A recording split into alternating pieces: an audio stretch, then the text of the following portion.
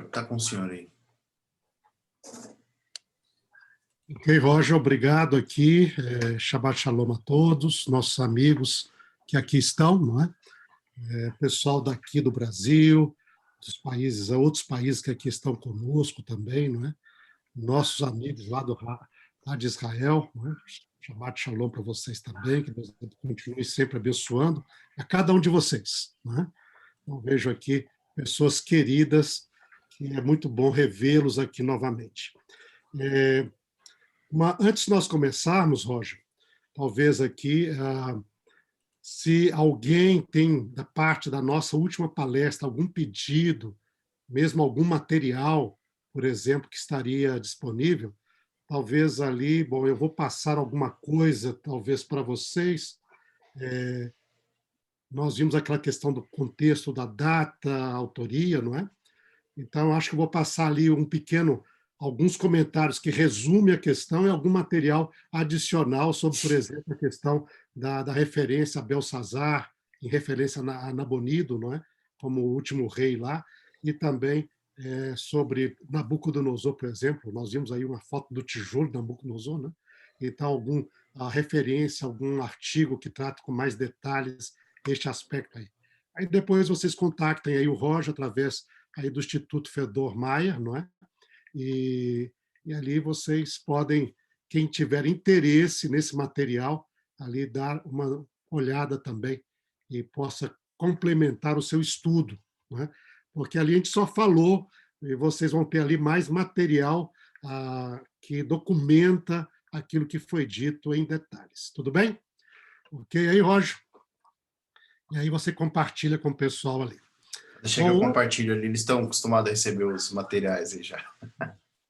Eu sempre gosto de fazer isso, porque é algo que vocês sabem que nós temos aqui um estudo, que é um estudo ao mesmo tempo focado no texto bíblico, mas eu creio que é importante nós documentarmos, né?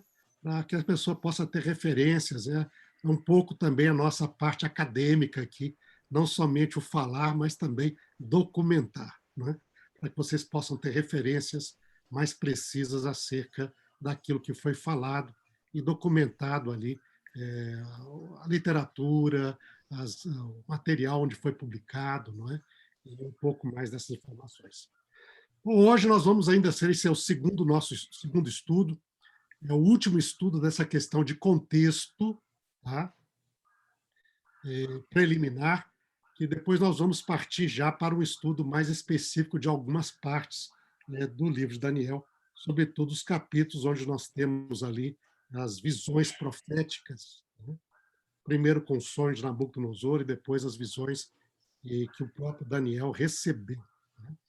Mas o tema nosso hoje é interessante aqui, vamos compartilhar com vocês aqui para o nosso estudo de hoje, né?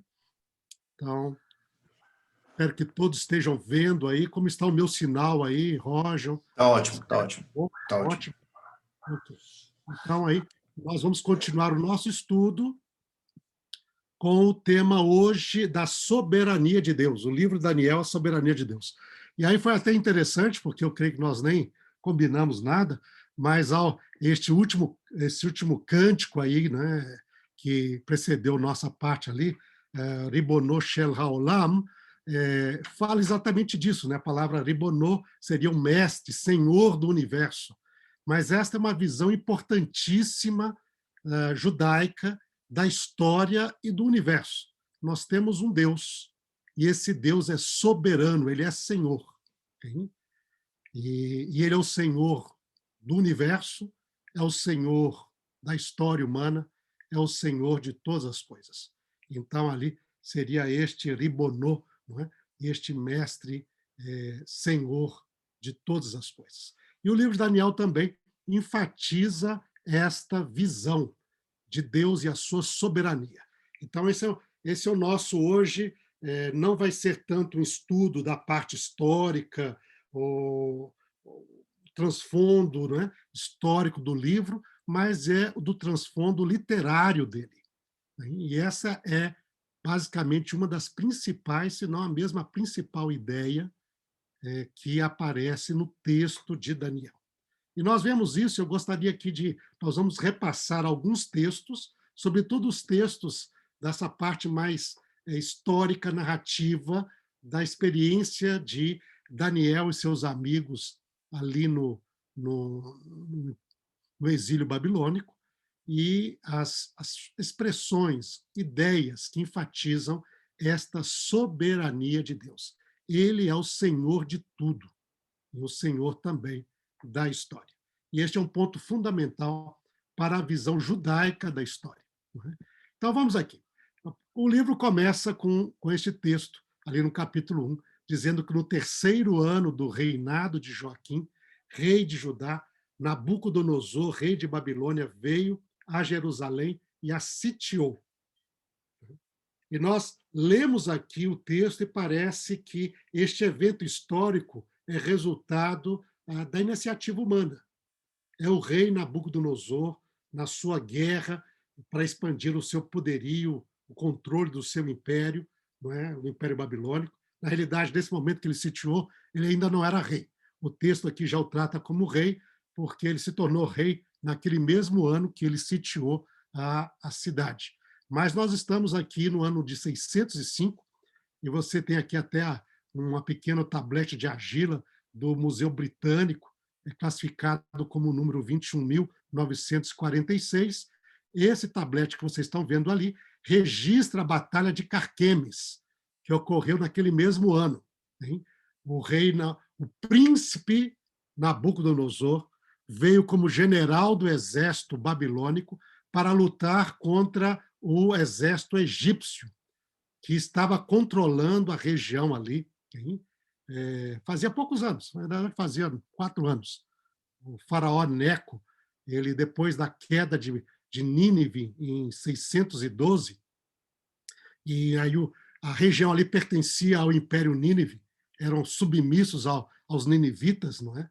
Ao Império Assírio, mas daí Nínive vai cair no ano 612, atacada pelo exército conjunto dos babilônicos, dos medo-persas e dos elamitas. Aí eles trazem um fim àquele poderio assírio. E quando o poderio assírio cai, então o Egito, que estava ali bastante acuado pelos assírios, tenta retomar poder na região. E aí vai invadir ali a região de Israel, na Judéia, e subir ali para a região da Samaria. E é nesse contexto que o texto bíblico fala da morte do rei Josias. Ele vai tentar ir se opor ao império, ao exército egípcio, e ele morre nessa batalha. O faraó egípcio estabelece o seu poderio sobre Judá, não é? Judá passa a ser vassalo do Egito agora, saindo de vassalo da Síria, se torna vassalo do Egito, mas poucos anos depois, 4 anos depois, nós temos ali os babilônicos agora aproveitando o vácuo do poder assírio, agora expandindo o seu poderio, e eles têm uma famosa batalha na região, bem ao norte ali, dessa região sírio, fenício e israelita, não é? Que é a Batalha de Carquemes, neste ano 605. E eles vencem o exército egípcio. E depois, na sequência, ele vem e sitia Jerusalém. E naquele mesmo ano ele conquista Jerusalém. Tudo isso, você olhando assim, parece ser resultado do poder humano. É o poder humano que está trabalhando. No entanto, o texto bíblico segue dizendo: o Senhor entregou nas mãos dele Joaquim, rei de Judá, e alguns utensílios da casa de Deus, e o Nabucodonosor levou esses utensílios para a terra de Sinar, para o templo de seu Deus, e os pôs na casa do tesouro do seu Deus. Então, no final, você vê a ação humana. Visivelmente, você vê a nação humana. A ação humana como o motor que está conseguindo realizar os fatos da história. No entanto, o texto bíblico de Daniel nos diz que Nabucodonosor só conseguiu conquistar Jerusalém e o seu sítio porque o Senhor entregou Jerusalém e Joaquim e deu a vitória. Então, por detrás da ação humana, nós vemos ali a ação divina que mostra a soberania de Deus na história. Okay? É ele que está ali como o Deus soberano. Okay? No mesmo capítulo, nós vemos ali novamente essa interessante ênfase nessa ação divina, porque agora já é uma ação humana do outro lado. Nós temos Daniel e seus 3 amigos. O rei, então, ao trazer os exilados ali para, nesse primeiro leva do exílio, né, levou os jovens da nobreza e da família real, entre eles, então, Daniel e seus 3 amigos. Ao chegar ali, ele decide escolher alguns jovens para se prepararem para servirem na administração de Babilônia. Hein? E aí foram para a famosa escola dos eunucos de Babilônia, não é? Como diz o texto ali. Entre esses jovens estava Daniel, seus amigos, né? Misael, né? Ananias e Azarias, né? E você vai ter ali esses jovens, então, quando estão nesse contexto de estudantes na escola para futuros oficiais ali em Babilônia, não é? Eles recusam se contaminar, porque o rei deu a ordem de que da comida da mesa dele deveriam os estudantes da escola comer. Não é? E eles, então, diz ali, Daniel resolveu não se contaminar com as finas iguarias do rei, nem com o vinho que ele bebia. E por isso ele pediu ao chefe dos eunucos que lhe permitisse não se contaminar. Novamente o texto mostra uma atitude humana. Daniel e os seus amigos vão tomar essa decisão. Então, parece que essa atitude é humana. E daí o texto nos diz, e Deus concedeu a Daniel misericórdia e compreensão da parte dos chefes dos eunucos. Por detrás desta história, nós vemos a ação divina, que então enfatiza essa soberania. Daniel vai conseguir realizar isto porque Deus concedeu a Daniel misericórdia e compreensão. E ele vai ser bem sucedido nesta iniciativa. Hein? No mesmo texto aí diz que, além de dar o favor ao chefe dos eunucos, que seria o chefe da escola, não é? Esses 4 jovens também, Deus deu, diz ali, ora, a esses 4 jovens, Deus deu o conhecimento, a inteligência em toda cultura e sabedoria, mas a Daniel, Deus, tem implícito aqui, deu inteligência para interpretar todo tipo de visões e sonhos.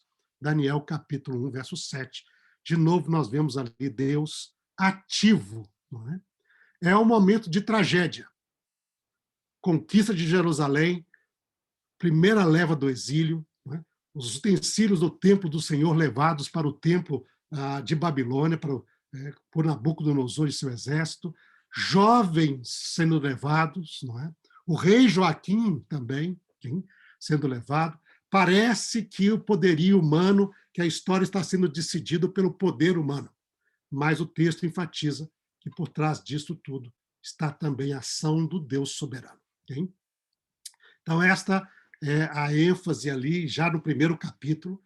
A mesma coisa vai para o segundo capítulo, que nós vamos estudar com bastante mais detalhes, não é? Mas aí, neste segundo capítulo, diz que o Nabucodonosor, logo no seu 3º ano, ele teve aí, no início do seu reinado, né?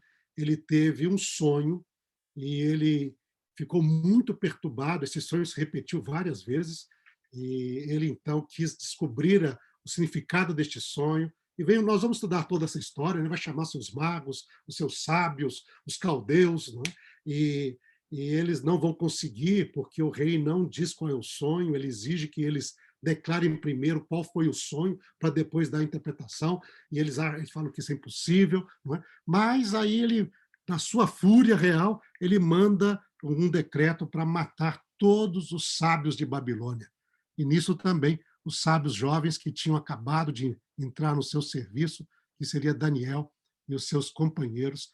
E neste contexto, Daniel e seus companheiros oram a Deus para que Deus possa revelar este sonho e qual que era o sonho em si, e que eles não assim perecessem nesta fúria real, né? E Deus diz que revela. Então diz o capítulo 2, verso 19, que esse mistério foi revelado a Daniel numa visão da noite, e aqui é uma característica interessante que depois nós vamos estudar no texto de Daniel, que é chamado o uso da voz passiva. Hein? como o texto foi, ali o mistério foi revelado a Daniel, okay? E nós vamos ver aí que muitas vezes a voz passiva ela expressa uma ação divina, é uma maneira comum que havia ali na Bíblia e também até mesmo na cultura do Antigo Oriente Médio de usar o passivo para representar ações de um rei, ações reais e, sobretudo, ações divinas. E aí diz, então, e nós vamos ver isso nas profecias, como isso é usado também. Tá? Vamos estudar isso com um pouquinho mais de detalhes ali. Mas é o chamado, então, passivo divino. E o Daniel, então, foi revelado, Daniel na visão da noite. Daniel bendisse o Deus do céu, dizendo: bendito seja o nome de Deus, de eternidade a eternidade, porque dele é a sabedoria e o poder. É ele quem muda o tempo e as estações, remove reis, estabelece reis. E esta frase aqui ela é especial, porque ela é a expressão desta convicção ali do livro judaica e também do livro ali, não é? Da soberania de Deus sobre a história, na expressão mudar o tempo e estações, remover reis e estabelecer reis. E ele dá sabedoria aos sábios e entendimento aos inteligentes. Então, aqui Deus é o Senhor da história. Ele estabelece os tempos e estações, ele estabelece reis e remove os reis. Então, esta é uma frase bem típica desta convicção da soberania de Deus sobre o mundo e sobre a história. E isto vai ser bem enfatizado ali quando, por exemplo, na interpretação da estátua, né, a gente vai ver aí, que vai ver essa estátua de cabeça de ouro, braços de prata, ventre e quadris de bronze, pernas de ferro, pés de ferro de barro, e o que isso vai significar. Mas ao falar sobre, começar a interpretar, Daniel diz lá, o Senhor, ó rei, falando a Nabucodonosor, que é rei dos reis, a quem o Deus do céu conferiu o reino, o poder, a força e a glória. Quem que conferiu o reino, poder, força e glória para você, ó rei? Foi o Deus do céu. Em cujas mãos foram entregues os filhos dos homens, nas suas mãos foram entregues, novamente vai o passivo aqui, não é? Onde quer que eles habitem, e os animais do campo e as aves dos céus, para que dominasse sobre todos eles. Aí vai dizer a interpretação, tu és a cabeça de ouro. Nós vamos ver isso com mais detalhes. Mas está aqui essa ênfase primeiro. A quem o Deus do céu conferiu o reino, o poder, a força e a glória. É Deus que é o soberano da história, mesmo fora de Israel. Ele é soberano de todo mundo. Okay? E não é somente em Israel, mas mesmo fora de Israel, em Babilônia, está ali. Por que, que o poder tem esse poder naquele momento? Porque Deus conferiu este poder ao rei e àquele povo. Okay? Mas depois ele diz, mas falando mais adiante, diz, no dia desses reis, falando da última parte ali da estátua, diz, o Deus do céu levantará um reino que jamais será destruído e não passará a outro. Esse reino despedaçará e consumirá todos estes outros reinos, mas ele mesmo subsistirá para sempre. Então Deus dirige a história, concede tempo, poder, espaço, autoridade, né? Há várias agências humanas, mas Deus tem uma direção. Ele vai colocar a história no objetivo final que ele deseja. E é este um outro aspecto desta soberania de Deus sobre o mundo e sobre a história que o livro enfatiza ali. E Deus fará isto. E nós vamos estudar essa profecia com bastante detalhes ali, e esse parte do nosso futuro estudos aqui. Okay? Já na capítulo 3, o rei Nabucodonosor se rebela contra essa verdade, e ele que viu uma estátua que só tinha uma cabeça de ouro, agora ele vai levantar uma estátua toda de ouro, tentando mostrar que ele não aceitava a soberania de Deus. Ele era o Senhor da história, Nabucodonosor pensava. Muitos desses reis no passado, né, faraós e imperadores como Nabucodonosor, eles tinham de si mesmo uma visão praticamente divina. sendo eles filhos dos deuses que estavam aqui na terra e por isso tinham autoridade divina, né? Atrás da realeza está essa noção de autoridade divina ou mesmo natureza divina do rei. Né? Em muitos povos, né? Isso é muito comum. E ele então se rebela contra a ideia de que Deus é o Senhor da história, e ele diz: o Senhor da história sou eu. Né? E faz uma estátua toda de ouro e exige que todos os povos se curvem e adorem essa estátua. E daí nos diz o capítulo 3 que ele tocou os instrumentos musicais, a sinfonia, não é? As harpas, a lira, aquilo que nós vimos dos termos gregos que aparecem ali, no momento que tocasse, todo mundo deveria se curvar diante da estátua e adorá-la. Né? E isso seria um ato de adoração ao próprio rei também, e a sua autoridade e a sua soberania. E aí nos diz o texto que todo mundo fez isso, menos 3 jovens, são os 3 amigos de Daniel que estão ali. Eles não se curvam. Okay? É interessante que o texto ele não menciona Daniel, não explica o porquê. A minha opinião é que vai logo na sequência, daqui vem logo em relação ao capítulo 2, onde o rei Nabucodonosor ficou tão impressionado com Daniel que ele vai até se curvar e homenagear tremendamente Daniel. Eu acho que ele, para evitar qualquer atropelo ou embaraço, ele não permitiu ou não convidou ou fez com que Daniel não fizesse a essa reunião. Daniel era próprio símbolo daquilo que era a soberania de Deus, segundo o capítulo 2. Não é? Mas aí, mesmo nesse contexto, aí nós temos os 3 amigos dele, que agora são referidos aqui pelos seus nomes, que foram dados, nomes babilônicos para ele, Sadraque, Mesaque e Abednego. Eles não se curvam a esta estátua. E isto é comunicado ao rei Nabucodonosor, que havia 3 jovens judeus que não se curvaram à estátua do rei. O rei manda chamá-los ali, e ele disse: quem não se curvasse diante dessa estátua, ele seria lançado na fornalha de fogo. Né? E os 3 jovens não se curvam. E aí, então, Nabucodonosor chama esses 3 jovens e lhes disse: Sadraque, Mesaque e Abednego, é verdade que vocês não prestam culto aos meus deuses, nem adoram a imagem de ouro que eu levantei? E ele diz: vou dar uma chance de novo. E ele diz: olha, antes de lançar vocês aqui, eu quero dar uma chance. Né? Agora, pois, se vocês estão prontos, quando ouvir o som da trombeta, da flauta, da citra, da harpa, da lira, da gaita de foles, prostrem-se, adorem a imagem que eu fiz. Mas se vocês não adorarem, serão no mesmo instante lançados na fornalha de fogo ardente. E quem é o Deus que os poderá livrar das minhas mãos? E aqui está o tema, o foco da questão. Nabucodonosor se rebelou contra aquela ideia de que Deus era soberano sobre a história, e agora, neste evento ali, ele quer mostrar que ele é o soberano da história. E ele diz: quem é o Deus que possa livrar das minhas mãos? E aí nós vemos a resposta destes 3 jovens, Sadraque, Mesaque e Abednego, responder ao rei: ó Nabucodonosor, quanto a isto não precisamos nem responder. Nem queremos responder.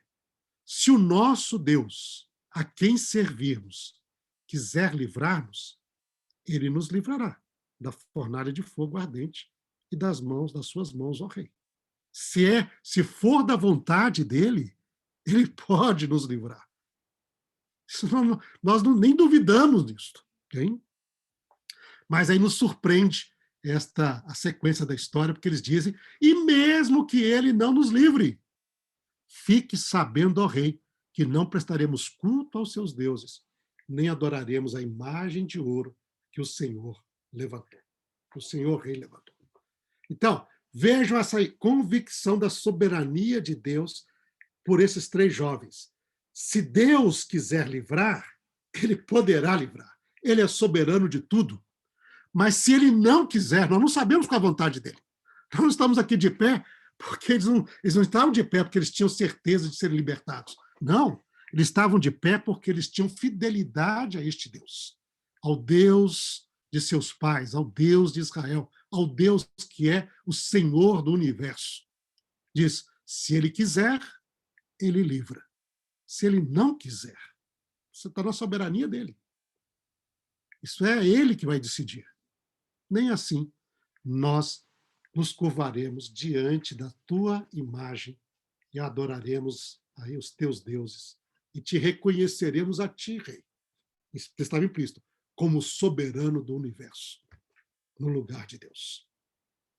Nabucodonosor fica extremamente irado, manda esquentar a fornalha em castigo muitas vezes mais, okay? E então lança esses jovens ali na fornalha, e quando ele lança os jovens, aí ele vê que os jovens, em vez de serem automaticamente consumidos, como foram os guardas que os lançaram, os guardas nem entraram na fornalha, mas o calor era tanto que eles morreram ao lançar estes jovens na fornalha. Mas estes jovens não são consumidos e, aliás, aparece até um ser celestial, um ser angelical junto a eles. Eles estão ali caminhando na fornalha, nos diz a história, e daí Nabucodonosor, então, intrigado, ele se aproxima da porta da fornalha e grita, não é? Sadraque, Mesaque, Abednego, servos do Deus Altíssimo, venham para fora, venham cá. Então Sadraque, Mesaque e Abednego saíram do meio do fogo, e daí diz que aproximaram, não havia nada queimado, nem cheiro de fogo havia sobre eles, e o rei vai declarar: bendito seja o Deus de Sadraque, Mesaque e Abednego, que enviou seu anjo e livrou os seus servos que confiaram nele, pois não quiseram cumprir a palavra do rei, preferindo entregar o seu corpo a servir e adorar um Deus que não era o Deus deles. Né? Aí vem esta noção hebraica tão forte através da história da santificação do nome de Deus, mesmo mantendo-se fiel a Deus em face da morte da sua vida. Quando não há outra opção a não ser você serve a outros, abandona o Senhor ou serve a Deus. E aí o famoso Kiddush Hashem ali é uma experiência antiga desta expressão que depois se torna uma coisa tão assim marcante através da história, com o povo de Deus, com o povo de Israel e aqueles que criam no eterno Deus da Bíblia. Então está aí. Deus livrou, Deus decidiu livrar, né? E mostrar a sua soberania é outra ênfase desse capítulo 3 do livro de Daniel. Okay? A história da soberania de Deus com Nabucodonosor, ela continua ainda até o capítulo 4, quando finalmente nos diz o relato de Daniel que o rei acabou compreendendo e aceitando isso, mas através de uma experiência muito forte, muito impactante na sua vida e no relato bíblico ali. Nabucodonosor agora está bem mais calmo, diz o texto, mas ele continua ainda considerando como ele sendo o ser divino que controla tudo, e com Babilônia, ele é aquele que trouxe glória para a Babilônia. E aí foi aqui nesse contexto que nós temos aquela referência ao tijolo de Babilônia, né?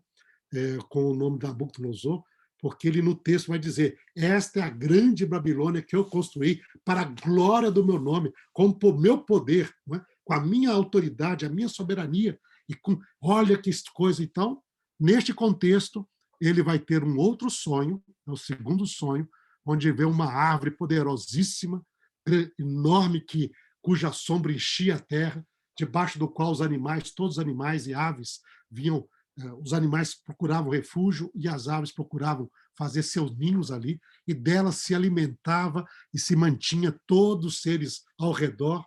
Mas então ele vê seres angélicos descendo do céu e dando ordem para cortar a árvore, né? Tirar tudo, amarrar esta árvore com cadeias de metal forte, não é? E até que passe 7 tempos sobre ele, até que todos sabem. Aí aparece o decreto, hein? Falando sobre este contexto, que isto representava, ali diz ali o rei, E esses seres celestiais dão então um decreto divino que vai cair sobre Nabucodonosor, dizendo que o coração dele seja mudado para que não seja mais coração de homem, lhe seja dado o coração de animal, e passe sobre ele 7 tempos. Esta sentença é por decreto dos vigilantes, e esta ordem é por mandato dos santos, para que os que vivem saibam que o Altíssimo tem domínio sobre o reino dos homens, e ele dá este reino a quem quer, e põe sobre eles até o mais humilde dos homens. E aí o relato bíblico diz que Nabucodonosor, Daniel vai exortar Nabucodonosor a que se mantenha tranquilo, não volte de novo até essa arrogância real de poderio sobre tudo, não é? Mas ele fica um tempo, mas logo cai de volta nesta sua traço de personalidade que ele tinha também, como muitos poderosos imperadores tinham, não é? E ele, então, o decreto divino vem e diz que Nabucodonosor perdeu o seu raciocínio, perdeu a sua mente, passou a viver como um animal, sendo ali tirado, perdendo o seu trono durante esses 7 tempos, que seriam 7 anos. Né? E aí, para que todos saibam que o Altíssimo tem domínio sobre o reino dos homens. E ele dá esse reino a quem quer. Até o mais humilde, não precisa. Ele pode botar um homem humilde sobre o poder, se assim for da vontade do eterno Deus. Então, de novo, esta verdade sobre a soberania de Deus nesta experiência da vida de Nabucodonosor, relatado em Daniel, capítulo 4. Aqui, avançando para os últimos capítulos dessa parte mais nas histórias de Babilônia, Daniel e Babilônia, né, nós chegamos a essa história extremamente interessante e que nós mencionamos lá, que é a história de Belsazar, este príncipe corregente com seu pai Nabonido, e que, segundo o relato de Daniel, estava em Babilônia na época que Babilônia caiu para as forças dos medos e dos persas, sob o comando de Ciro e seus generais. E então, naquele mesmo dia que, anterior à queda ali, né, este Belsazar faz uma festa. E ele faz uma festa de uma maneira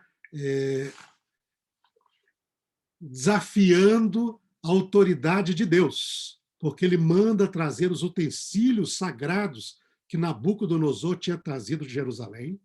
Nabucodonosor trouxe esses vasos, trouxe essas taças, trouxe todo esse material que era usado no templo em Jerusalém, mas colocou como dedicado ao seu Deus. Não fez uso dele, mas algo dedicado ao seu Deus ali. Né? Mas agora Belsazar vai mostrar desprezo, já que o seu antepassado, que no caso era avô dele, Nabucodonosor, o texto fala o seu pai, mas aqui usa essa ideia hebraica de relacionamento, né? Onde um filho é um descendente, como o filho de Davi, todo mundo é filho, ou seja, você pode ser um descendente, não necessariamente filho direto. Né? Ele era filho de Nabonido com a filha de Nabucodonosor. Né? Nabonido não era descendente de Nabucodonosor, mas a esposa dele, sim, era filha de Nabucodonosor. E Belsazar aqui é filho, então, neto de Nabucodonosor. E ele manda trazer os tecidos de Deus e vai mostrar o seu desprezo com esta ideia que, aparentemente, Nabucodonosor adotou no final do seu reino, de que o Deus dos israelitas era o Deus soberano da história. E ele, então, vai fazer essa festa, vai chamar os seus grandes, vai chamar muitas mulheres para esta festa aí, e a festa corria de maneira, vamos dizer assim, intensa, quando então aparece essa mão na parede, uma mão só uma mão, e escreveu na parede, então, as palavras Mene, Mene, Tekel, Ufarsim. Aqui o autor, evidentemente, isso aqui é um quadro europeu, né, da Idade Média, aí mais recente, né, da Idade Média, mas apresenta ele aqui meio que nem o sultão aí do Império Otomano, né? Talvez essa era a ideia que esse autor europeu tinha ali de um reino oriental, né? E coloca ali, e ele vai escrever ali, em vez de escrever na sequência, né, hebraica, assim, todas as palavras juntas, ele escreveu de cima para baixo. Nós não sabemos, o texto não fala como que foi escrito na parede. Viu que os sábios também não conseguiram decifrar. Mas aqui está uma representação aqui artística disso aqui, então você teria lá, né, de cima para baixo, primeira linha aqui, Mene, depois Mene, aí Tekel, aí a palavra Ufarsim, hein? No final ali, com essas palavras ali. E diz que ele então chama, a escrita estava ali, ninguém conseguia decifrá-la, né? Aí a mãe dele vem e diz, olha, meu filho, no tempo de teu pai, o seu antepassado, né, Nabucodonosor, havia Daniel, um homem que tem sabedoria dos deuses, e ele sabia decifrar todos os mistérios, e o seu pai, ele serviu seu pai de maneira fiel. Chame Daniel, que agora já era um indivíduo bem velho. Daniel aqui está com mais de 70 anos de idade, provavelmente, e já tinha sido afastado também do poderio ou do governo ali por provavelmente Nabonido e por Belsazar, não o chamou, sem dúvida. Hein? Então ele vai chamar Daniel, Daniel vai vir e diz, olha, você tem essa escrita aqui, ninguém pode revelar o que está escrito, interpretar. Se você puder dizer o que está escrito aqui, não é? E dar o sentido, então, eu prometi fazer essa pessoa o terceiro maior no meu reino. Hein? Ele era o segundo. Colocar em cadeia de ouro, vestir de púrpura, que era uma expressão antiga na antiguidade de realeza, ou seja, você vai ter autoridade real também. Hein? E será terceiro aqui, com meu pai, comigo, né? Você vai ser o terceiro a governar aqui.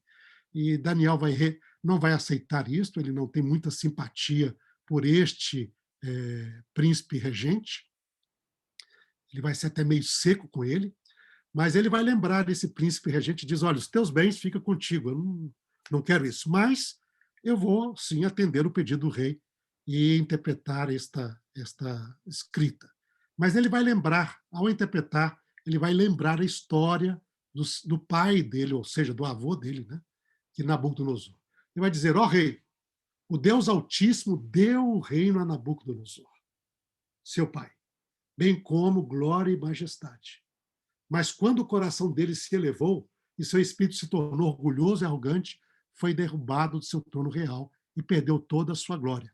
Foi expulso do meio dos filhos dos homens, o seu coração foi feito semelhante ao dos animais e passou a morar com os jumentos selvagens. Então, lembra a história do capítulo anterior. Nabucodonosor e a loucura dele. Né? Até que reconheceu que Deus, o Altíssimo, tem domínio sobre os reinos do mundo e os dá a quem ele quer. E o Senhor, rei Belsazar, que é filho, aqui seria descendente, seria uma tradução talvez mais precisa, né? Mas que é filho de Nabucodonosor, né? Você aqui, no caso, está falando em aramaico, então seria um bar Nabucodonosor, não é? Seria o bem Nabucodonosor, não é? Você que é descendente dele, não humilhou o seu coração, mesmo sabendo de tudo isso. Ou seja, a sua ação, o texto de Daniel é claro, que ele fez esta festa em claro conhecimento, em uma atitude contrária à ideia que o pai dele tinha reconhecido, ou o descendente dele, não é? O avô dele, para ser mais preciso aqui, que era que Deus, o Altíssimo, tem domínio sobre os reinos do mundo e os dá a quem ele quer. Hein? O Senhor não humilhou, mesmo sabendo tudo isso.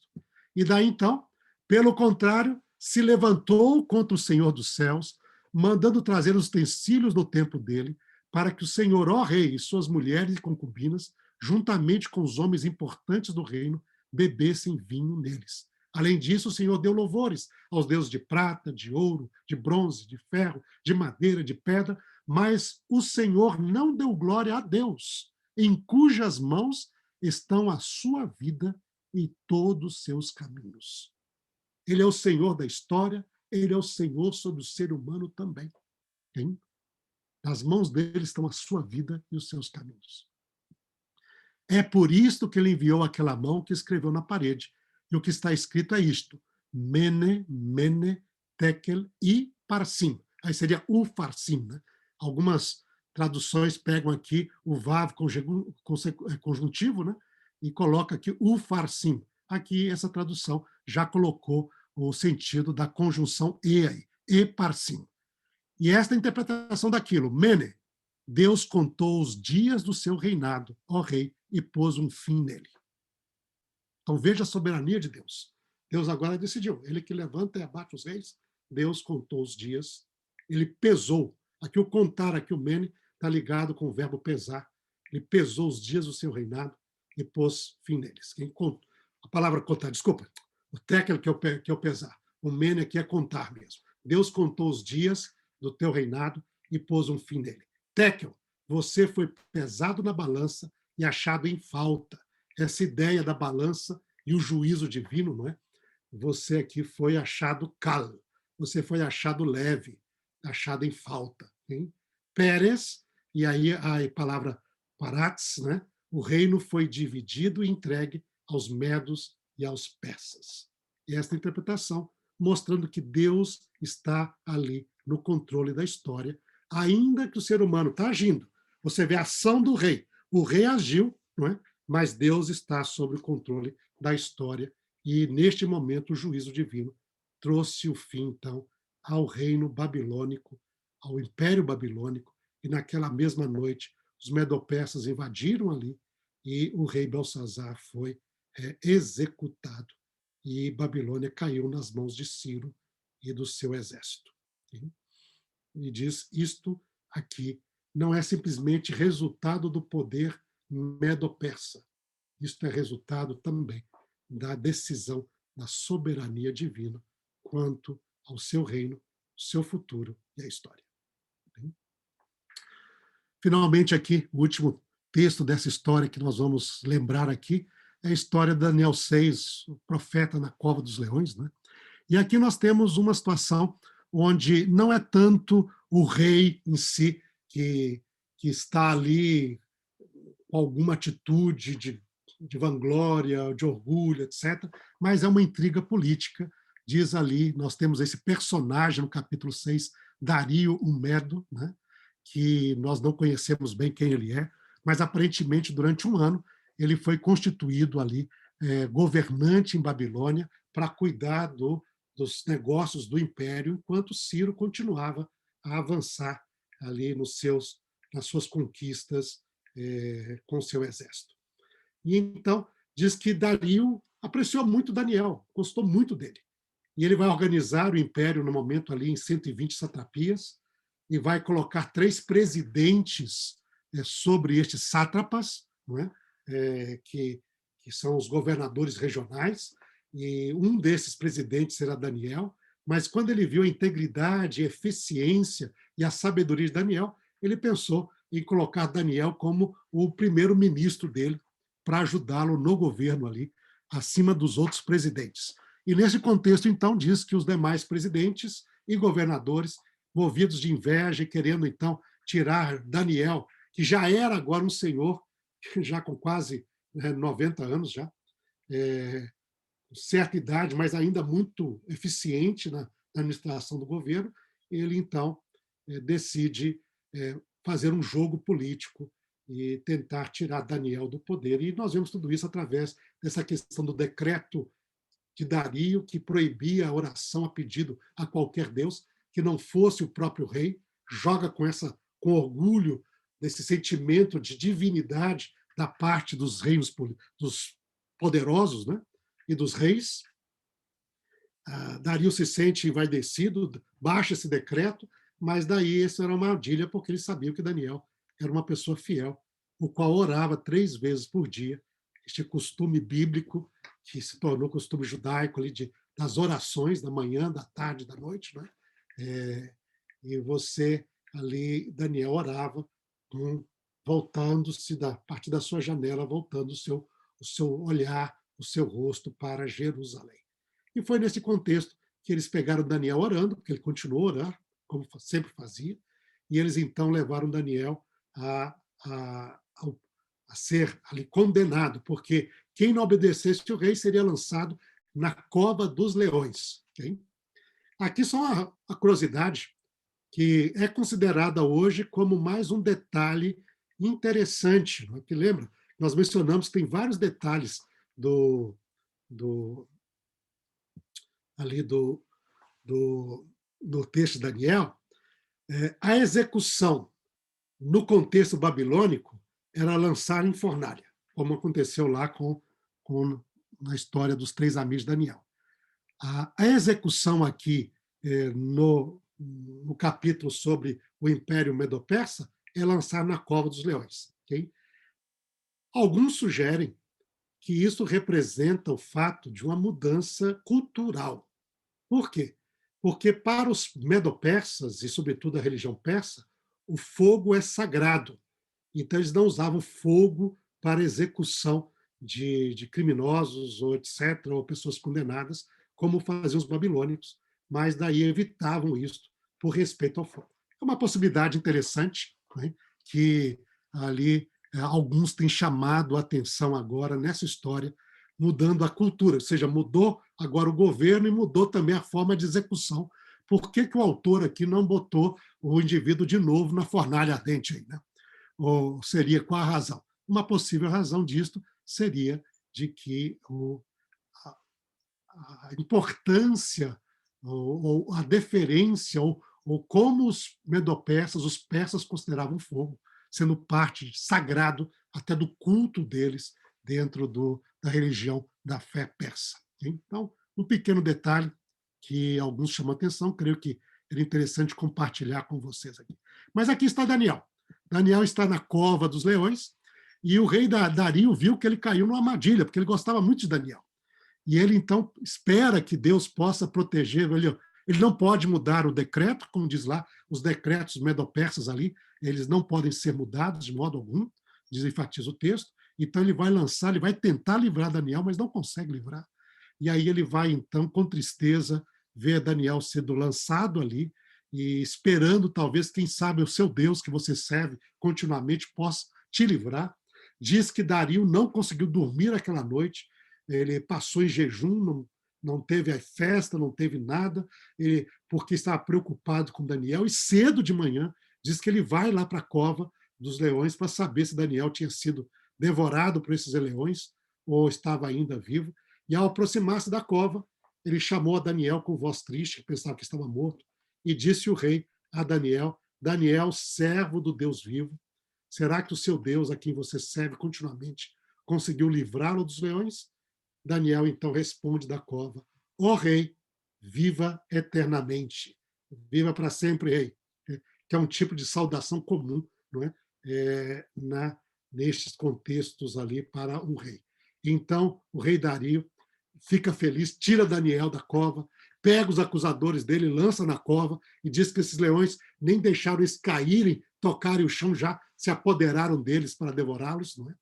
E daí, em vista disto, o rei Dario, então, escreve às pessoas de todos os povos, nações e línguas que habitavam toda a terra, e lhe diz que a paz lhe seja multiplicada. Faça um decreto pelo qual, em todo o domínio do meu reino, todos tremam e temam diante do Deus de Daniel, porque ele é o Deus vivo, o Elohim Rai, né? Aí em hebraico, né? Mas esse texto aqui está em aramaico. Nós, em vez de termos aí o Elohim, temos Elahá, né? Ele é o Deus vivo que permanece para sempre. O seu reino não será destruído, o seu domínio não terá fim. Ele livra, salva e faz sinais e maravilhas no céu e na terra. Foi ele quem livrou Daniel do poder dos leões. Aí o livro termina com essa exaltação da soberania de Deus por parte de um governante medo-persa, que seria Dario. Okay? Então, estes são os textos que nós ali gostaria de chamar a atenção nesse segundo estudo nosso, com essa ênfase neste Senhor que é o mestre do universo, o Rebono Shel Haolam, o Senhor do universo. Okay? Algumas reflexões sobre isto, para poder encerrar nosso estudo de hoje. Algumas pequenas reflexões aí e abrir a possibilidade para as perguntas. Primeiro, se o Eterno é o Deus soberano sobre tudo, por que ele entregou? E usa o verbo aí, nós temos o verbo hebraico, né? Está na forma consecutiva, o verbo natan, que é dar, aí vai ten, e ele deu, ele entregou o seu povo nas mãos de Nabucodonosor, permitindo a conquista de Jerusalém e o reino de Judá. Por exemplo, porque Deus, se ele é o soberano de tudo, como que ele vai entregar o seu povo, a sua cidade santa? Como ele depois vai deixar o seu santuário ser destruído, queimado, arrasado, e o seu povo ser levado em exílio nas mãos de um indivíduo pagão como Nabucodonosor e de um império pagão como os babilônicos. Como isso é possível se Deus é o soberano de tudo? E aí, a resposta que nós encontramos no texto bíblico, que é um elemento importante que nós vamos ter de considerar ao longo de todo o nosso estudo do livro de Daniel, é a dimensão da aliança do Sinai. A aliança entre Deus e Israel no Sinai. E esta resposta está no livro mesmo de Daniel.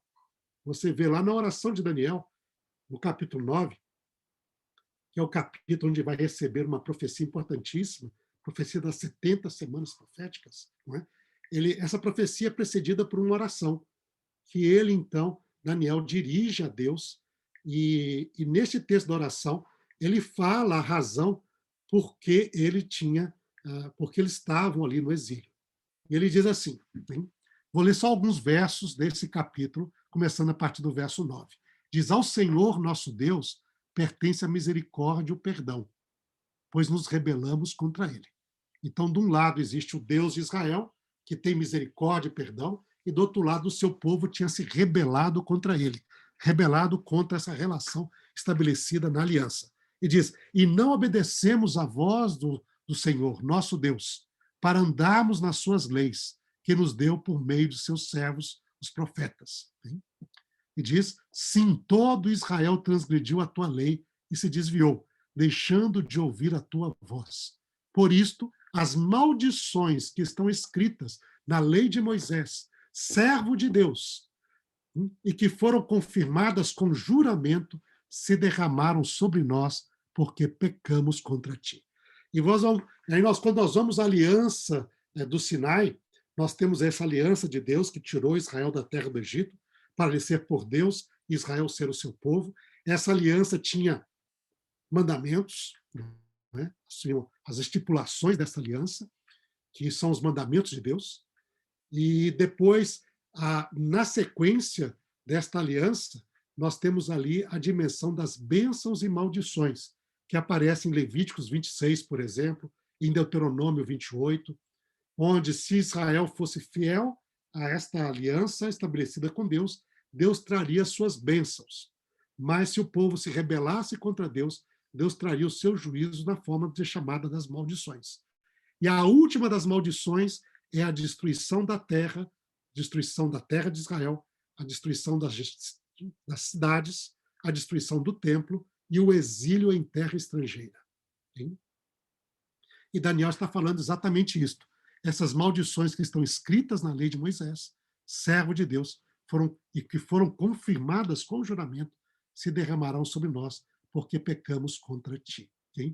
E ele confirmou a sua palavra, que falou contra nós e contra os nossos juízes que nos julgavam, e fez vir sobre nós um grande mal. O mal aqui é esse juízo divino do exílio, né?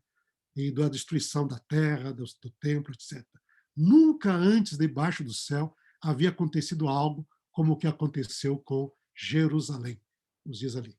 E como está escrito na lei de Moisés, todo este mal nos sobreveio.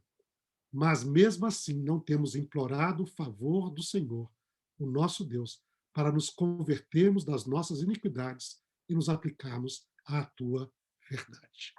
Então, aqui vem algo fundamental para compreender o texto de Daniel, na verdade, compreender praticamente toda a Bíblia. Okay? Quando nós vamos à Bíblia hebraica, quando a pessoa não considera e não entende o contexto da Brit, da aliança entre Deus e Israel no Sinai, ele vai ter muita dificuldade de compreender o texto bíblico em todos os seus aspectos. E também a profecia de Daniel. Então, aqui nós temos a aliança, portanto, é sempre a base do relacionamento de Deus com o seu povo a cada momento da história. Nós vamos ter de ter essa referência para podermos entender a profecia de Daniel. E a base desse daí está relacionado com a Brit, com o pacto, com a aliança de Deus com o seu povo no Sinai. E também existem os pactos de Deus com Abraão, porque o Sinai está relacionado com os patriarcas, e a aliança de Deus com a humanidade. Também são outros aspectos importantes aqui. E também nós vamos ver a aliança de Deus ali com Davi. Esses aspectos nós vamos ver isso, essa dimensão de aliança vão estar presentes bem no texto da profecia de Daniel.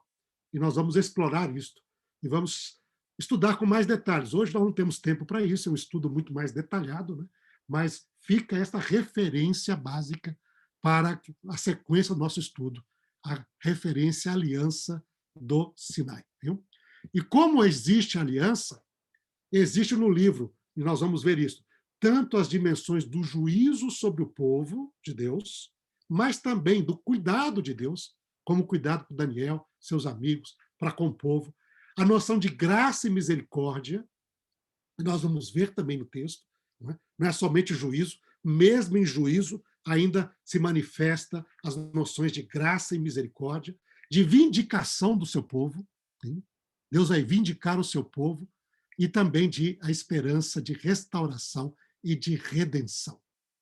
Isto aí vão marcar de maneira muito forte nos textos que nós iremos estudar. Então lembra isso, esse juízo, mas também cuidado, graça, misericórdia, vindicação, restauração e redenção.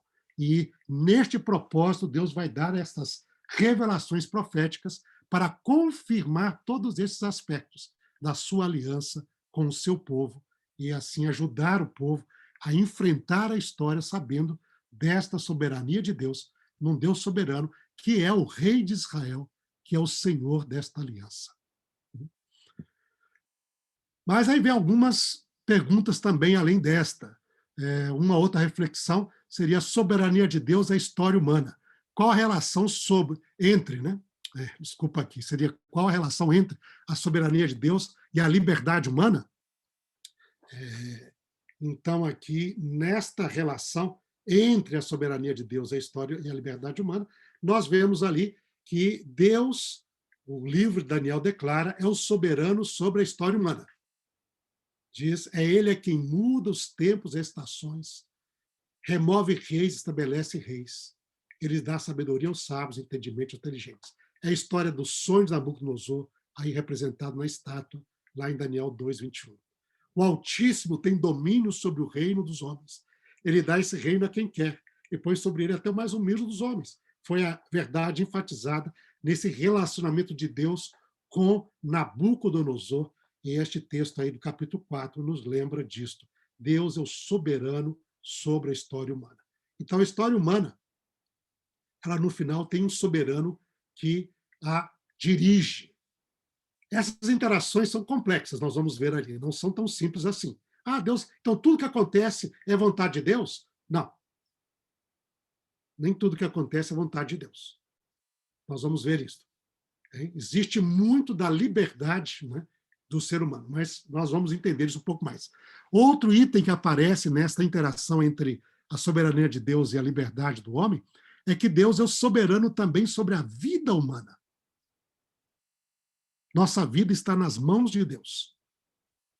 Lá os amigos de Daniel, lá no capítulo 3, ao falar sobre Deus, diz, se o nosso Deus a quem servimos quiser nos livrarmos, ele livrará. E mesmo que ele não nos livre. Então, nossa vida está nas mãos dele, mas nós temos a nossa fidelidade para com ele. Aí lá para o Belsassar, Daniel enfatizou o Deus em cujas mãos estão a sua vida e todos os seus caminhos. O Senhor é soberano sobre a vida humana também. Okay? O ser humano, nessa reflexão, ele tem liberdade de escolha e ação, tanto no lado positivo como negativo, okay? Tanto para o bem como para o mal. Daniel e seus amigos ali resolveram não se contaminar, isso foi uma decisão de Daniel. Não foi Deus que obrigou Daniel. Daniel decidiu. Ele tem liberdade de escolha. Hein? Aqui os amigos de Daniel decidiram, fique sabendo ao rei que nós não prestaríamos culto aos seus deuses, nem adoraríamos a imagem de ouro que o Senhor levantou. Tem liberdade de escolha e ação. Os amigos também escolheram. A mesma coisa quando os resultados disso, né, essa parte, essa liberdade enfatizada. Deus livrou os seus servos que confiaram nele da fornalha ardente, pois não quiseram cumprir a vontade do rei, preferindo entregar seu corpo a servir e adorar um Deus que não era o Deus deles. Então, isso veio da liberdade dos amigos de Daniel. Mas, ao mesmo tempo, nós vemos o rei Belsassar, como o rei Nabucodonosor e outros mais, tendo também a sua liberdade de escolha e ação. Okay? O senhor Belsazar, que é filho ou descendente de Nabucodonosor, não humilhou o seu coração, mesmo sabendo tudo isso. Pelo contrário, o Senhor se levantou contra o Senhor, o eterno, o Deus dos céus. Você decidiu isto. Isto é liberdade de escolha e ação. E o livro de Daniel enfatiza essa liberdade humana. A liberdade humana diz, esta é a sentença dos deslaços, essa liberdade. Né? Ela, no entanto, ela existe dentro de limites. E o ser humano que é livre também é responsável. Este é um domínio importante do texto bíblico. O ser humano que é livre também é responsável. E a responsabilidade também traz o contexto do juízo, né, divino sobre as ações humanas. Isso é algo que o livro de Daniel vai enfatizar. Esta é a sentença essa sentença por decreto dos vigilantes e esta ordem por mandato dos santos, para que os vivos saibam que o Altíssimo tem domínio sobre. Tem um juízo sobre Nabucodonosor, e aí nós temos a loucura dele durante 7 tempos, esse juízo divino. Lá com Belsazar veio o juízo divino lá, escrito na parede, Mene, Deus contou os seus dias e pôs um fim a nele. Você foi pesado na balança, achado em falta. O seu reino foi dividido, Pérez, e entregue aos medo-persas. Então, Deus, a liberdade humana existe, mas ela também é limitada, ela não é infinita. Ela não é infinita. E a liberdade, ela traz responsabilidade e traz também o contexto do juízo, e nós vamos entrar nisto ao estudar o texto de maneira mais detalhada também. Mas o juízo também não é só negativo, como aí Belsazar, o Nabucodonosor. O juízo pode ser algo positivo, a favor daqueles que decidem usar sua liberdade para o bem, seguindo a orientação divina, não é? Aí você tem essa vindicação de Daniel, dos seus amigos, e a noção de juízo divino, vindicação do povo de Deus ao final, aí, na história, não é? Aí os amigos de Daniel dizem lá, bendito seja o Deus de Sadraque, Mesaque e Abednego, que enviou o seu anjo e livrou os seus servos que confiaram nele. E os 3 jovens foram vindicados diante ali daquele contexto de prova e dificuldade que eles passaram. Mesma coisa acontece de Daniel na cova dos leões, falando sobre isso, diz, o Deus de Daniel livra, salva e faz sinais maravilhas no céu e na terra. Foi ele quem livrou Daniel do poder dos leões. Então, aqui vista a vindicação de Daniel e libertação. E um texto importantíssimo que nós vamos estudar, aparece lá o juízo do ancião de dias, que vai sentar nos céus, o seu tribunal vai ser estabelecido, com milhões e milhões ali, miríades de anjos ao redor do seu trono, abre-se os livros e são julgados. O juízo divino, de uma maneira extraordinária, descrito ali em Daniel, no capítulo 7. E daí, ao se interpretar essa visão, diz ali, até que veio o ancião de dias e fez justiça aos santos do Altíssimo, e veio o tempo em que os santos do Altíssimo possuíram, né,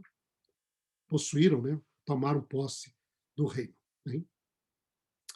Então, você tem este juízo também, isso vai ser importante neste estudo de Daniel, a noção do juízo, da liberdade humana, a responsabilidade humana, mas também vindicação daqueles que se confiam em Deus e seguem a Deus e do povo de Deus. Okay? Então, nós temos aí esta reflexão sobre os atores que atuam nesse palco da história. E vamos ver isso daí. Deus está ali, principal ator, mas temos Israel também presente no palco da história. Temos o indivíduo, e esse indivíduo é representado aqui por Daniel, por seus amigos, por Nabucodonosor, por Belsazar, são um indivíduo humano e atuando na história. Temos as nações aí apresentado por Babilônia, por outras nações medo-persas e outras nações que serão mencionadas nas profecias. Temos poderes políticos e poderes religiosos que atuam nesse palco da história. Temos poderes sobrenaturais. Daniel vai fazer referência a esses poderes também. E aí a pergunta é como eles interagem? Qual é o resultado disto na história? Hein? Como isso resulta? E isto será o nosso estudo. Estas questões serão parte do nosso estudo dos sonhos, visões e revelações proféticas do livro de Daniel. Nós começaremos na semana que vem com Daniel 2, o sonho da estátua e o que ela nos ensina, o que nós podemos compreender ali através do texto. Lembra? Nós vamos estar focando bastante no texto. E através do texto, indo buscar ali a compreensão daquilo que está descrito ali no texto profético. Então, Daniel 2, o sonho de Nabucodonosor e a estátua de Nabucodonosor e a história do mundo até estabelecimento de um reino por parte de Deus. Sim? Depois nós vamos abordar o capítulo 7. Aí você tem a visão dos 4 animais surgindo do oceano, do mar, não é? O leão alado, o urso com 3 costelas na boca, um lado mais alto, um urso bem corcunda, hein? O leopardo de 4 cabeças e 4 asas, e depois o animal indescritível, terrível, hein? Com dentes de ferro, unhas de bronze, etc., não é? E que destrói tudo com 10 chifres, e aparece um outro 11º chifre, e que destrói tudo, é poderosíssimo. E aí vem a cena do juízo divino, e etc. Vem depois e o estabelecimento da vindicação dos santos de Deus. Isso será Daniel 7, um estudo que também nós faremos na sequência. E Daniel 7 vai estar muito relacionado a Daniel 8, onde você vê a descrição de animais ali, como o carneiro com 2 chifres e um bode que aparece com um chifre único grande, a luta entre eles, este bode que vai matar o carneiro, e depois o chifre dele vai ser quebrado, aparecer 4 chifres, depois vai aparecer um outro chifre, hein, que vai lutar contra Deus, contra o príncipe dos exércitos do céu, vai lançar o exército e o sacrifício diário por terra, e etc.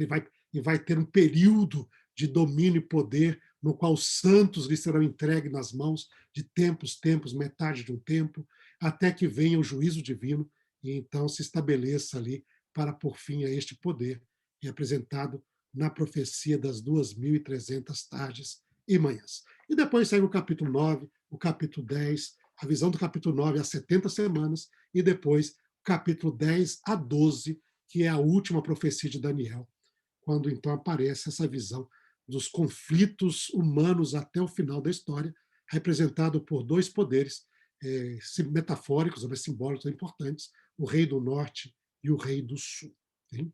Então, e aí o final desse período aí histórico. Então, essas são as profecias, nós teremos esse etc. aí, e nós iremos começar a entrar agora, nós já terminamos aqui aquilo que eu julgava ser 2 pontos importantes para o nosso estudo, a questão do livro, sua data, e agora a questão da soberania de Deus, para termos como base do nosso estudo. Hein? E a partir daqui nós vamos começar e concentrar agora nestes capítulos proféticos. Hein? Então, por hoje, gente, era só isso. Hein? Foi um pouquinho mais aqui, por isso nós temos um pouquinho mais de tempo para perguntas aí. Se alguém tem perguntas, pastor Roger, aí o Roger e o Sérgio, se vocês têm aí perguntas. Vamos lá. Tem. Aqui saíram 2 Sérgio, perguntas. você faz isso daí, que o que vier pelo WhatsApp eu faço aqui. Tá bom. Tem 2 perguntas aqui que o pessoal mandou, que estão relacionadas com. Eu até falei para o pessoal, talvez elas sejam discutidas mais adiante. Mas como o senhor vai entrar agora diretamente nas questões proféticas, eu vou fazer uma delas aqui, as 2, na verdade, que estão relacionadas a essa questão histórica, talvez esse pano de fundo histórico. A primeira delas é aqui da nossa querida Elaine, né? E ela diz assim: há relatos históricos, existe alguma informação a respeito de onde Daniel estava na ocasião da adoração da estátua de ouro no capítulo 3? Não. Nada, né? Não tem nada. Hein? Aí a gente só pode conjecturar. A minha consideração, como apresentei, eu acho assim, quando você termina o capítulo 2, o rei Nabucodonosor está tão assim surpreso que Daniel foi usado por Deus para poder dizer qual era o sonho. Nós vamos estudar aqui. Aparentemente, o rei lembrava alguma coisa, pelo menos, do sonho. Ele sabia. Não é? E os magos ali, os sábios e os adivinhos, e etc., os caldeus, eles não quiseram aventurar-se. Porque, vamos dizer, Vai lá. Ah, o senhor estava cavalgando com um cavalo branco sobre as montanhas. Aí diz, não, meu amigo, calma aí, manda matar. Estão me enganando. Né? Ah, sabe? Então, eles não arriscaram. Mas veio Daniel e diz, a estátua, e realmente era isso que Nabucodonosor tinha visto. Ele fica tão tomado que ele vai até adorar Daniel. Ele vai oferecer sacrifício a Daniel, não entendendo, pensando que Daniel é alguma coisa meio divina. Okay? Mas logo em sequência, você vê que a questão de estátua cabeça de ouro e estátua toda de ouro, você tem um conflito entre os dois. Okay? E documentos históricos na época, você passaram algumas, não foi logo em seguida, tá? Mas porque também não dá a data de quando foi. Mas é possível a gente ver que começaram várias rebeliões contra Nabucodonosor depois de alguns anos do seu governo ali. Hein? E essas rebeliões, talvez aí uma década depois, faz com que nós temos documento histórico onde ele exige que representantes de todo o reino possam ir a Babilônia. E nós temos um registro de pessoas saindo da Judéia, indo para a Babilônia, que possivelmente seria nesse contexto. Né? É possível. Tá? Que ele convocou todo mundo, porque começou, pode ser que até o próprio sonho de Nabucodonosor diz, né? Já que ele não vai durar para sempre, eu tinha um monte de proponentes para se tornarem o peito de braço de prata. Okay? Vou ser inferior a ele, mas quero ser. E ele vai dizer, não, meu amigo, vamos acabar com essa história aí. Pode ser que seja isso. E ele bota todo no estado de ouro. Eu vou durar para sempre, nada de rebelião contra mim. E neste contexto, eu acho, porque eu vou dizer assim, puxa, mas Daniel se curvou, porque a ideia seria isso, Daniel se curvou. A história do livro mostra que Daniel era um indivíduo extremamente íntegro. Extremamente íntegro. Lembra, no capítulo 6 diz que eles procuraram alguma coisa para acusar Daniel, mas não encontraram nada. Daniel é uma pessoa íntegra. Íntegra. No texto bíblico, ele é sempre colocado como um indivíduo extremamente íntegro. Seja no livro de Daniel, seja fora do livro de Daniel. Hein? Lembra que nós mencionamos aquela referência a Ezequiel, que aparece lá Daniel com Noé e outros mais, que seriam pessoas justas. Daniel é íntegro. Então, se os amigos dele não são os principais personagens, são fiéis a Deus, quanto mais Daniel. Este é um indivíduo com fidelidade a toda prova. A Deus, e é um indivíduo íntegro para com os seus autoridades também da época. Ele era íntegro. Ele é um indivíduo, o caráter dele era, vamos dizer assim, remarcável. Eu acho, pessoalmente, agora é a sugestão, nós não sabemos o que acontece, mas é a minha sugestão. Eu acho que Nabucodonosor deixou Daniel de fora de propósito, porque Daniel representava tudo aquilo que a visão dele queria dizer. Foi ele que interpretou. Então, imagina, eu vou trazer Daniel aqui, aí que vai ser uma rebelião. Ele afasta Daniel, né? Essa tentativa de afastar Daniel do controle, né? Para depois poder implantar a sua vontade. Então, eu acho que vai mais nessa direção. Mas isso é uma conjuntura, o texto não nos diz. E nós não temos nenhum documento.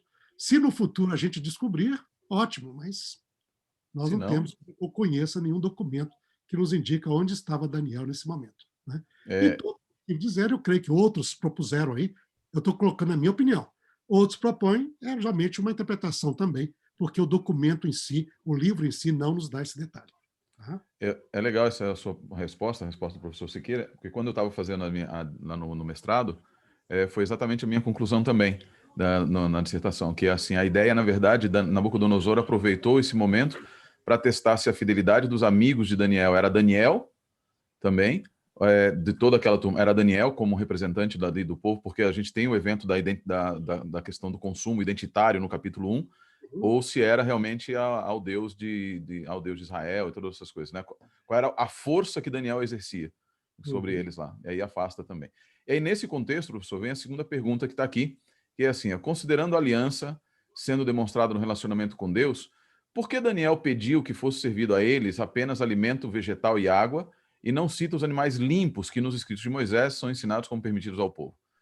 Aí, depois ele faz um assertivo aqui, mas é uma dúvida que apareceu para o Pedro aqui. Sim, O texto também não nos diz. Aqui você tem uma referência, Daniel vai ter várias referências à criação. E parece que nesse contexto, porque quando você chega no capítulo 1, é interessante, porque, por exemplo, aparece lá que Nabucodonosor levou os utensílios da casa de Deus, etc., para a terra de Sinar, hein? Ou Sinear, alguns dizem ali. E esta referência nos remete à história da Torre de Babel, né? Então você tem, lembra, a rebelião da humanidade diz que a humanidade era uma unida, não é? E havia somente uma língua, e eles foram, e Deus tinha feito um pacto com Noé, dizendo, renovando com Noé as responsabilidades de Adão, hein? De crescer, multiplicar e encher a terra, hein? Então você tinha essa renovação. A aliança de Deus com Noé é uma renovação do pacto de Deus com a humanidade na criação. Você vai ver que Deus repete tudo o que falou com Adão, ele vai repetir Noé, no texto bíblico, um segundo Adão, como diríamos assim. A humanidade recomeça de novo. E ele toma essa responsabilidade. E daí, mas a humanidade decide não cumprir essa daí, em vez de... Eles cresceram, se multiplicaram, mas em vez de encher a terra, eles se concentraram. E a Torre de Babel, uma torre, a expressão, e lembra, Babel é ligado com Babilônia, hein? E não é, só existe Babilônia na expressão não hebraica, para sempre Nabucodonosor é Melech Bavel, então é rei de Babel, hein? Babilônia é ligada com Babel na história bíblica. E Babel é a representação da humanidade em rebelião contra Deus. E agora o que nós vemos no início do texto de Daniel parece assim: quando a humanidade se rebela contra Deus, Deus traz juízo sobre ela, no juízo sobre a Torre de Babel. A resposta de Deus à rebelião da humanidade é Abraão, que sai da Mesopotâmia, sai desta terra e vem para a terra prometida, para Deus constituir um povo, no qual seria abençoado todas as famílias da terra. E aí vai de novo uma referência ao pacto de Deus com Noé, que as famílias da terra é a descrição das famílias ali. Agora, quando você chega em Daniel, parece que todo o plano, aparentemente, quando você olha, todo o plano de Deus, focado em Abraão e a sua descendência, chegou a nada. Parece que Babilônia está vencendo, Babel venceu. Babel vem à terra prometida, conquista e traz os utensílios de Deus para a terra de Sinear, para a terra de Babel. Hein? Então, aqui aparece que, neste contexto, Babilônia está vencendo. E a atuação do rei é uma atuação que ele colocar a ordem sobre ele está se colocando no lugar divino. Quando ele vai dizer, ele apontou, é mais ou menos o paralelo ao relato bíblico do Deus determinou a comida humana. Mas daí você vê, isso aqui também, uma leitura que seria a minha leitura do texto em si, né? Eu diria, por que Daniel escolheu vegetais? Eu acho que Daniel faz com ênfase para enfatizar sua crença no Deus Criador, como Senhor de tudo. Ele volta não simplesmente à ordenação de Deus para a permissão que ele deu alimentícia depois do dilúvio, que é com Noé, mas ele faz enfaticamente um retorno até a criação, o relato da criação, onde havia ali o alimento seria vegetais, frutas, etc., legumes. Então aqui aparece uma ênfase no Deus Criador, né? Eu acho que esta é uma definição bem própria. Depois nós temos talvez os aspectos práticos, não é? Além, para um judeu também, não somente existe o animal puro, mas existe o modo de ser executado o animal. Tá? Muitos animais, por exemplo, só serão mesmo puro, só considerado kasher, kosher, não é? Se por acaso ele for tirado todo o sangue, por exemplo, dele. Né? Então, você tinha a questão do sangue animal também. E aí você, quando já tem um prato preparado num povo que não tem esse costume, por exemplo, você não sabe se isso aconteceu ou não. Eu creio que isso pode estar por detrás também do pensamento dele. Tá? Que o modo não é só o tipo, mas existe também um modo. Para um judeu existe essa preocupação. Mas eu creio que, além disto, e mais do que isto, existe uma afirmação do Deus Criador. Okay?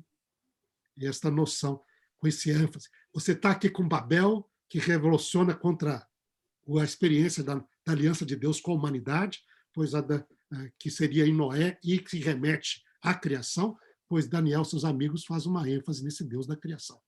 Esse Deus da criação vai lhes dar saúde e sabedoria mais que os outros estudantes, indicando, então, essa noção. Eu creio que aqui existe essa referência à criação de uma maneira marcante. Tá? Eu acho interessante, professor. Mas eu creio que existe também, provavelmente, uma parte prática da dificuldade para um jovem judeu, ao comer um prato preparado, saber se ele foi ou não. Quem conhece as pessoas que seguem, hoje, quer dizer, no judaísmo existe toda uma outras dimensões acerca da kashrut, que vão além da questão do texto bíblico. Né? E vários de vocês conhecem isso daí. As questões das duas cozinhas, duas panelas, etc. Mas, no contexto bíblico, uma parte importante é a questão do modo de execução do animal, se é retirado o sangue dele ou não, de maneira adequada e correta. E o israelita não comeria uma carne cujo sangue ainda ele foi morto e cujo sangue não foi retirado dela, de maneira biblicamente aprovada ou recomendada. Tá? Acho que muito. Existe tudo isso daí, está nesse contexto ali. Minha visão. Né? Aqui eu vou compartilhando com vocês minhas reflexões e minha leitura do texto. Tá? Muito legal. Eu acho que isso que corrobora bastante a sua proposta é o contraste que Daniel faz no capítulo 1, utilizando o termo patbag, que é uma palavra emprestada do sânscrito, né? Uma palavra emprestada do sânscrito, que indicava coisas finamente preparadas, mas por mãos humanas, e a simplicidade do zera, que ele utiliza justamente a ideia do zera zeroa, que é lá para indicar o que ele pedia, contrastando o que é feito finamente, o patbag, que é uma palavra que aparece em literatura persa, várias literaturas antigas, com a simplicidade daquilo que aparece nas próprias escrituras. Bem sintomático mesmo. Nós temos que lembrar também que nessa questão, além da pureza e impureza, havia a noção mesmo do culto ao rei. A identidade. Os verbos usados no texto 1 implica que o rei coloca essa disposição como se fosse Deus. Sim. Então, comer essa comida implicava também uma adoração ao rei. E era uma maneira de fazer com que esses jovens eles se submetessem à autoridade do real de Nabucodonosor como soberano sobre todas as coisas. Tá? Mesmo no lugar de Deus. Então, seria quase uma adoração divina. E essa questão da adoração dos reis divinos é um negócio que vai atravessar muitos textos da Bíblia. Okay? Vai chegar até o período do Segundo Templo, quando nós vamos ter aí a adoração ao rei César Augusto, não é? Aos reis, ao imperador, que é parte, porque isso é uma maneira de controle político. Você controlava as pessoas politicamente através de adoração ao rei, ao imperador, como ser divino. Né, prestando culto para eles. Então, você tem essa dimensão também ali no capítulo 1. Então, essa comida, mesmo sendo pura, mesmo que ele soubesse que ela foi ritualmente, eles trouxeram ali um matador, né, um chorrete judeu, para preparar para os jovens judeus, mesmo assim, essa comida era oferecida primeiro em culto ao rei, para depois ser entregue aos jovens. Hein? E havia um aspecto de adoração aí real, divina, culto ao rei, que também está atrás do texto, que é outro elemento do texto também. Tá? Ô, Sérgio. Só aqui, Roger. Do lado aqui já não tem mais perguntas, não, tá? Tem aí? Tem uma pelo WhatsApp. Deixa eu só, antes de você fazer, Roger, eu vou passar para o pessoal o seguinte: o material que o professor Siqueira vai disponibilizar, eu mandei um link agora, mandei inclusive para o professor Reinaldo também, um link para a gente ter lá dentro, você pode acessar lá, todo o material nós vamos colocar lá no Drive, que assim fica centralizado, todo mundo pode acessar, você pode passar esse link para quem você quiser. Todo mundo, né? Aí passa para quem você quiser aí também, o pessoal que estiver assistindo, tá bom? Eu vou colocar no chat dos canais onde estão sendo transmitidos, então vai estar tudo lá centralizado, porque assim a gente não fica pesando o celular de ninguém, mandando vários textos, etc, tá bom? Só para vocês saberem aí. Vai lá, Roger.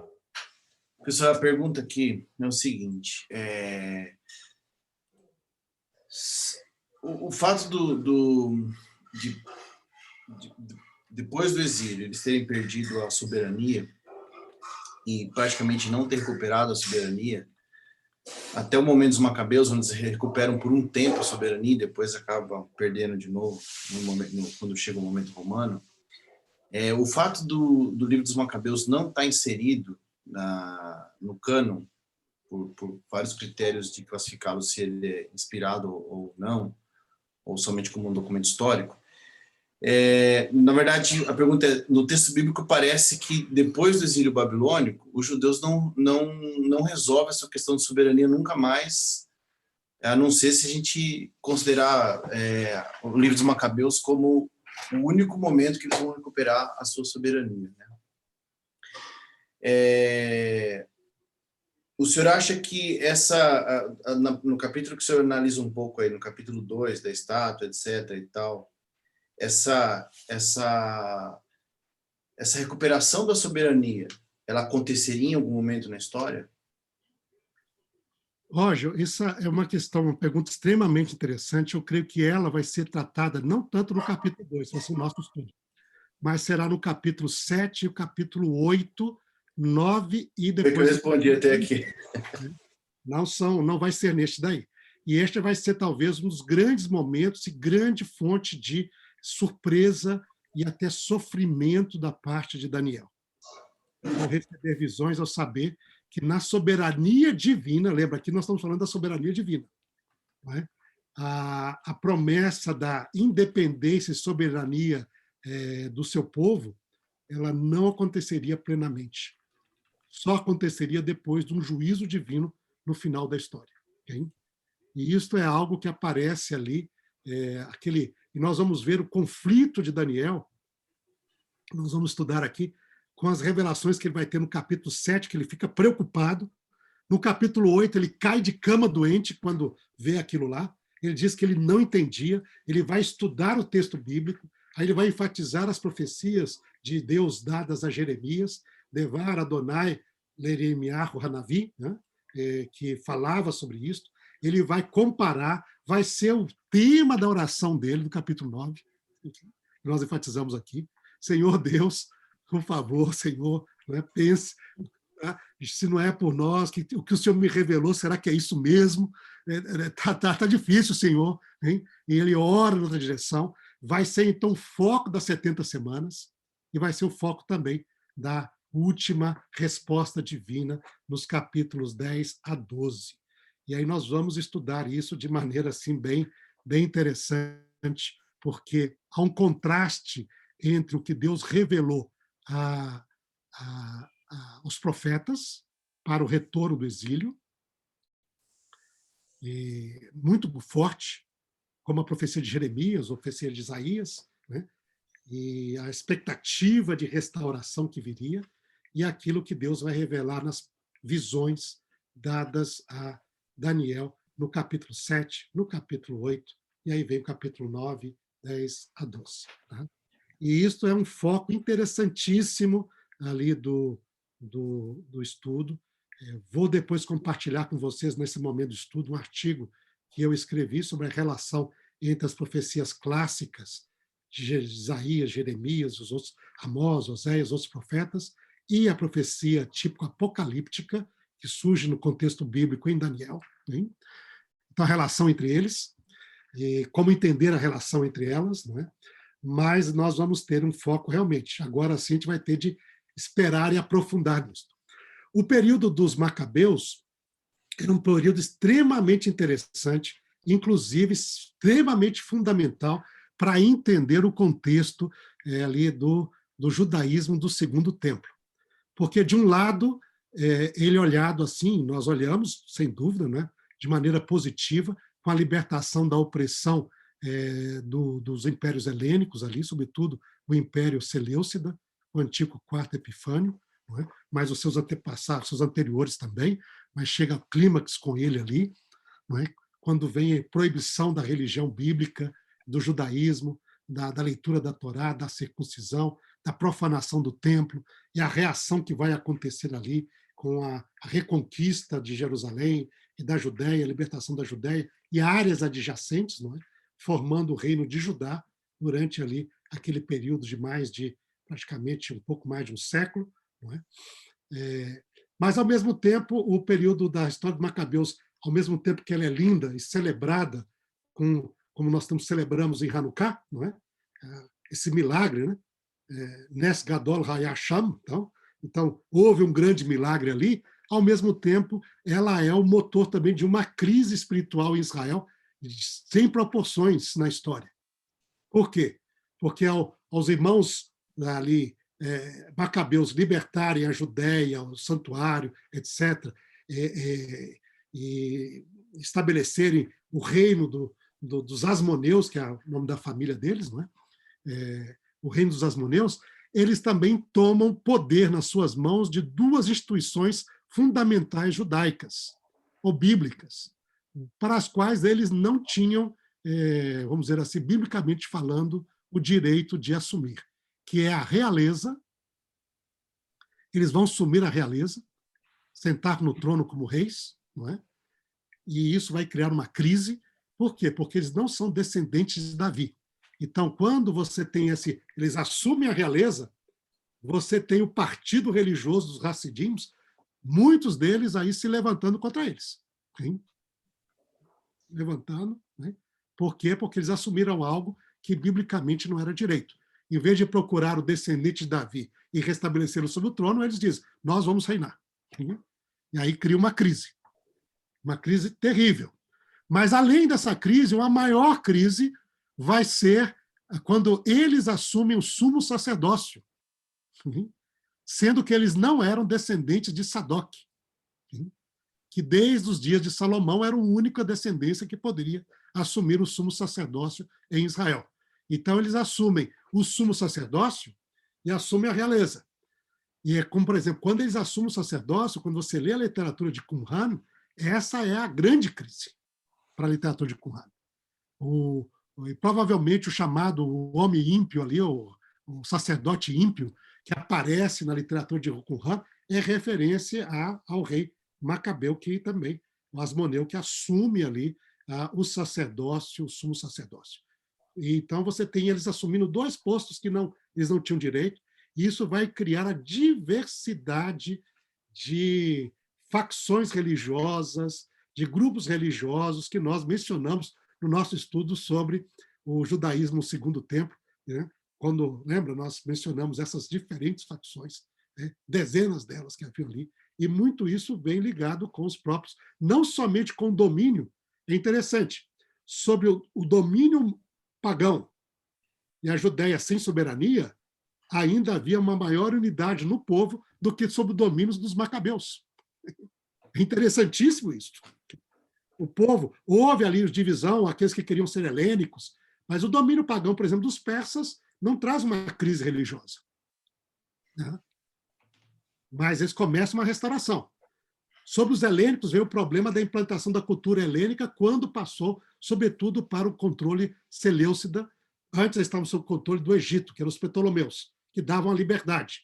E com os Ptolomeus aparece a tradução em grego, etc. Havia bastante mais liberdade.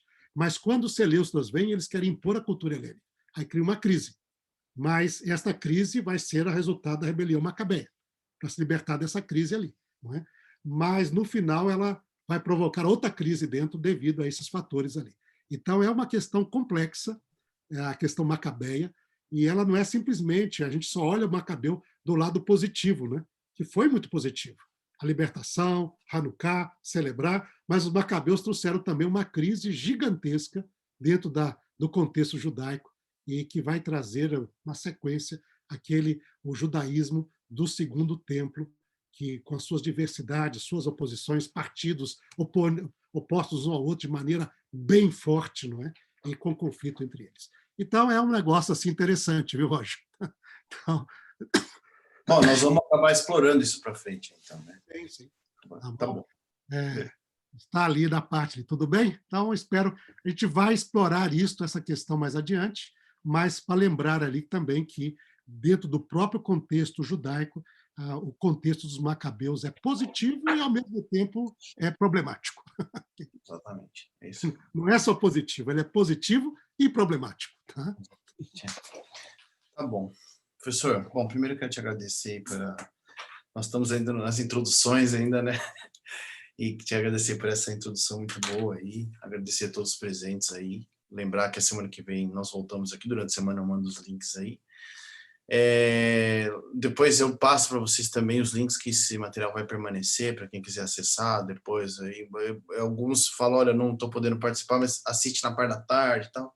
Depois eu envio isso aí para todos aí, tá? Professor, muito obrigado.